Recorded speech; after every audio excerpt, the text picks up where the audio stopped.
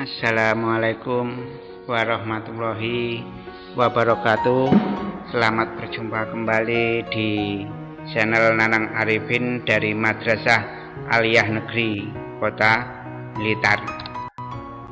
Anak-anakku, mungkin kalian pernah melihat ini ya, berbagai macam bakteri yang ukurannya kecil yang diamati dengan menggunakan mikroskop. Kalau misalnya penelitian para ahli itu ada sekitar 10.000 bakteri yang ada di permukaan atau di dalam tubuh manusia. 10.000 jenis, dan mungkin kalau dilihat lebih banyak lagi. Nah, bakteri yang jumlahnya mungkin ribuan, ratusan ribu, jutaan, itu dapat dikelompok-kelompokkan. Nah, di sini kita membahas materi klasifikasi bakteri atau pengelompokan bakteri. Ada 3 tujuan pembelajaran. Yang pertama, siswa dapat menjelaskan pengelompokan bakteri berdasarkan signature sequence dalam RNA ribosom bakteri. Yang kedua, siswa dapat menjelaskan pengelompokan bakteri berdasarkan sumber nutrisinya atau sumber makanannya. Yang ketiga, siswa dapat menjelaskan pengelompokan bakteri berdasarkan kebutuhan oksigennya. Ini peta konsepnya. Bakteri berdasarkan signature sequence RNA atau urutan basa nitrogen, misalnya adenin, guanin, sitosin, urasil, nanti akan dibahas di kelas 12, itu terbagi menjadi 5. Proteobakteria, lalu bakteri gram positif, Spirochetes, Chlamydias, dan Cyanobacteria. Untuk proteobakteria terbagi menjadi 5: alfa, proteobakteria beta, proteobakteria gamma, proteobakteria delta, dan proteobakteria epsilon. Untuk lebih jelaskan nanti akan Bapak jelaskan. Lalu untuk peta konsep bakteri berdasarkan sumber nutrisinya ada autotrop, heterotrop. Autotrop terbagi menjadi fotoautotrop, kemoautotrop. Heterotrop terbagi menjadi parasit dan saprofit. Bakteri berdasarkan kebutuhan oksigen ada aerob, anaerob. Anaerob terbagi menjadi 2, obligatif dan fakultatif. Akan Bapak jelaskan satu persatu. Klasifikasi bakteri, pengelompokan bakteri berdasarkan signature sequence, urutan basa nitrogen, itu terbagi menjadi 5. Yang pertama, proteobakteria. Itu ada 5. Yang pertama, proteobakteria alpha. Itu contohnya adalah bakteri yang bersimbiosis dengan akar kacang-kacangan, namanya rhizobium. Di sini untuk fungsinya untuk mengikat nitrogen.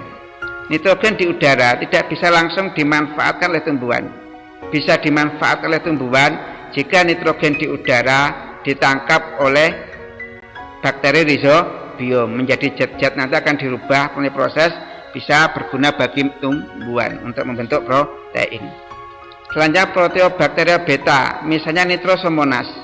Nitrosomonas itu akan mengubah amonium, sisa-sisa makhluk hidup yang membusuk, menjadi nitrit, nanti menjadi nitrat, nanti akan bermanfaat oleh tumbuhan. Proteobakteria yang ketiga, proteobakteria gamma. Contoh Escherichia coli, ini untuk membusukkan makanan yang ada dalam usus besar kita. Yang keempat adalah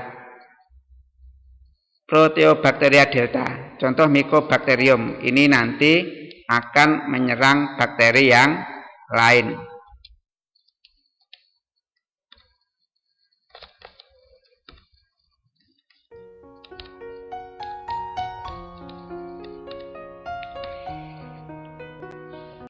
Selanjutnya, yang kelima, proteobakteria adalah proteobakteria epsilon.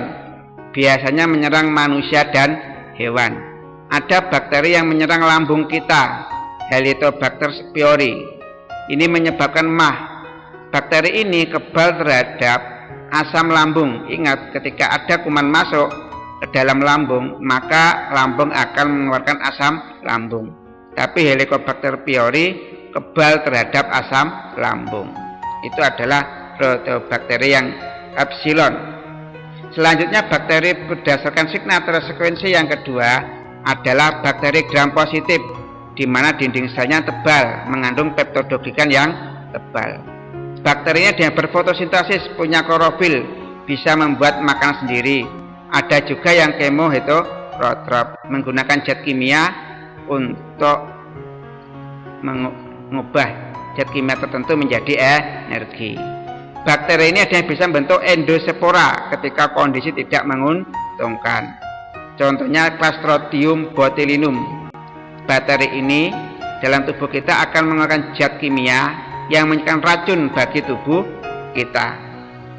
Hanya bakteri yang kedua, tiga, berdasarkan signature sekuensi RNA, Spirochetes, itu berbentuk spiral, panjangnya 5–250 mikrometer. 1 mikrometer itu sama dengan 1/1000 meter. Ini merupakan gram negatif, dinding selnya tipis, bersifat kemoheterotrop. Dia bisa menggunakan zat kimia untuk menghasilkan energi. Ada yang hidup bebas, ada yang bakteri ini parasit dalam tubuh manusia. Dia menumpang makan dalam tubuh manusia. Contohnya apa? Tropenoema colidium. Ini menyebabkan penyakit sifilis, penyakit yang disebarkan melalui hubungan seks bebas. Ini biasanya gejalanya seseorang itu nanti ada luka-luka pada bibir, pada dubur, pada anus, tidak terasa sakit. Ini kalau parah, ini akan menyebabkan serangan, gangguan pada organ-organ hati, paru-paru, jantung, dan lain sebagainya. Nah, di sini penyakit ini, Treponema pallidum atau sifilis, ini menyerang kalangan homoseksual atau para waria atau para pekerja seks bebas. Penyakit ini menyebabkan kematian. Selanjutnya yang D adalah chlamydia, berukuran 0,2–1,5 mikrometer. Hewan ini parasit pada makhluk hidup. Ada pada mata manusia. Contohnya adalah Chlamydia trachomatis. Ini dapat mengakibatkan kebutaan pada manusia. Selanjutnya, bakteri berdasarkan signature sekuensi yang kelima adalah Cyanobacteria. Ini memiliki pigmen klorofil yang berwarna hijau, karotin yang berwarna kuning, dan pigmen tambahan yang vicocyanin berwarna biru, vicoerythrin berwarna merah. Contoh cyanobacteria ini adalah contohnya Anabaena, itu mengakibatkan sawah atau kolam berwarna hijau. Jadi dia mengandung vicocyanin. Selanjutnya ada bakteri yang namanya Oscillatoria robustans. Dia itu menyebabkan air laut berwarna merah. Ada di daerah Timur Tengah, dekatnya Arab sana, ada laut merah, tempat tenggelamnya Raja Fir'aun. Di situ mengapa merah? Karena di situ banyak bakteri Oscillatoria robustans yang mengandung vicoerythrin, pigmen vicoerythrin. Ini adalah klasifikasi bakteri berdasarkan signature sekuensi yang ada 5. Selanjutnya berdasarkan sumber nutrisinya, itu ada autotrop, ada heterotrop. Autotrop itu ada fotoautotrop, ada kemoautotrop. Heterotrop ada yang parasit, ada yang saprofit. Nanti akan Bapak jelaskan satu persatu. Apa bakteri autotrop? Bakteri autotrop adalah bakteri yang memperoleh makanan dengan cara mengubah bahan anorganik menjadi bahan organik. Contohnya ini proses fotosintesis pada tumbuhan. Nah, karbon dioksida itu adalah bahan anorganik. Glukosa adalah bahan organik. Ini mengubah bahan anorganik menjadi organik. Heterotrop itu memperoleh energi dari bahan organik di sekitarnya. Berarti tidak bisa membuat makanan sendiri.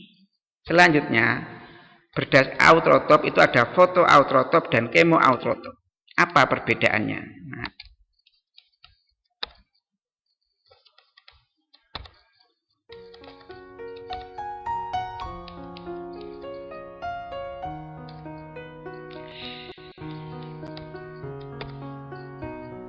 Bedanya fotoautrotop dan kemoautrotop, kalau fotoautrotop itu menggunakan energi cahaya untuk mengubah bahan anorganik menjadi bahan organik.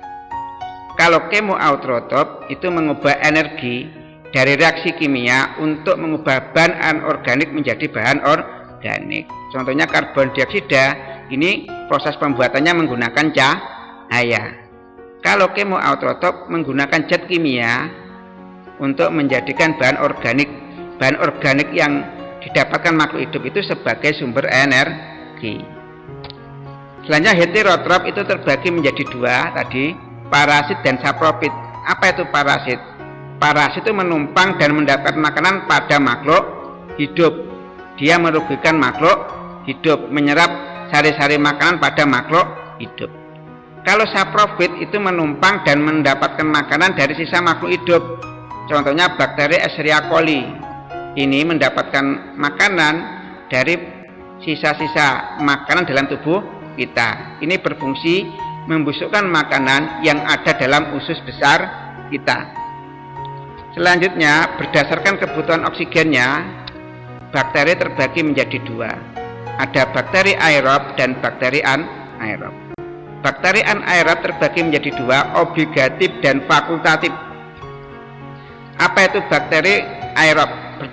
Bakteri berdasarkan kebutuhan oksigen ada aerob dan anaerob. Bakteri aerob itu memerlukan oksigen untuk memperoleh energi. Contoh manusia memerlukan energi itu menggunakan oksigen. Ini contoh bakteri aerob Nitrosomonas nitrososus. Amonia bereaksi dengan oksigen itu nanti akan menghasilkan nitrit, air dan energi. Nitrobakter ya. Bakteri nitrit dioksidasi oksigen, membutuhkan oksigen itu menjadi nitrat dan energi. Berarti bakteri ini mendapatkan energi dengan mengoksidasi zat kimia dengan menggunakan oksigen. Kalau anaerob tidak memerlukan oksigen untuk memperoleh energi. Ada bakteri obligatif, ada bakteri fakultatif. Apa perbedaan obligatif fakultatif? Bakteri anaerob obligat yaitu dia hanya dapat hidup jika tidak ada oksigen. Contohnya bakteri Clostridium botulinum atau botulim. Ini bakteri ini dalam tubuh manusia dan bisa menghasilkan zat yang bersifat racun pada tubuh manusia. Bakteri anaerob yang kedua adalah fakultatif. Dia dapat hidup jika ada oksigen dan jika tidak ada oksigen. Ini tentang pengelompokan bakteri. Sebagai penutup, mari kita baca doa akhir majelis.